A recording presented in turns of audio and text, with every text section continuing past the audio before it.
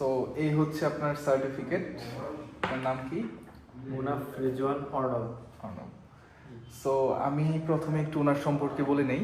উনি হচ্ছে কতবার এক্সাম দিয়েছেন সাপোর্ট নিয়ে? সাপোর্ট নিয়ে এক্সাম দিয়েছি 4 টাইমস। 4 টাইমস, কিন্তু আপনার হচ্ছে স্কোর এসেছে কোনোটাতে? একবারও আসে না। একবারও আসেনি, সবগুলোতে ইনভ্যালিড আসছে। ইনভ্যালিডেটস এবং স্ট্রং এভিডেন্স বলে দিয়েছে, খুব সম্ভবত ব্যান্ড হয়ে যাওয়ার মতো। ব্যান্ড হয়ে যাওয়ার মতো। সো আনইথিক্যাল কাজ করলে কেউ কখনোই সফলতা অর্জন করা সম্ভব নয়। হ্যাঁ, আপনি যখনই হচ্ছে নিজেকে ডাইভার্ট করবেন, নিজেকে মোটিভেট করবেন যে না আপনি সৎ উপায়ে এক্সাম দিবেন, নিজে থেকে ভালো একটা প্রিপারেশন নিয়ে অবশ্যই আপনার বেটার একটা স্কোর আসবে। এই যে দেখেন ওনার স্কোর এসেছে 120, সম্পূর্ণ এক্সামটা উনি নিজে থেকে দিয়েছে।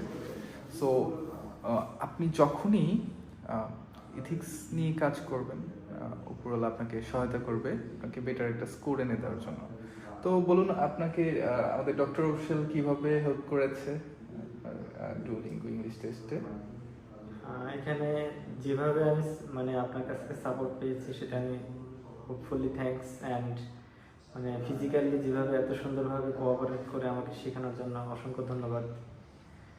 আমার এটা কমিউনিকেশন স্কিল থেকে শুরু করে বেটার ফিউচারের জন্য খুবই হেল্পফুল হবে।